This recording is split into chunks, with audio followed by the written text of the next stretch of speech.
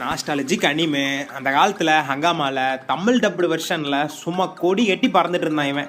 காமெடிக்கு பேர் போன அனிமைங்க. அப்படி என்னடா அனிமே அப்படின்னு கேட்குறீங்களா? நம்ம கோச்சிக்காமே தாங்க. சும்மா காமெடிக்கு காமெடி, ஃபன்னுக்கு ஃபன்னுன்ட்டு என்டர்டைன்மெண்ட்டாக இருக்குங்க இந்த அனிமே. அப்படி என்னடா கதை அப்படின்னு கேட்டிங்கன்னா, இதில் ஒரு போலீஸ் கேரக்டர் இருப்பாங்க.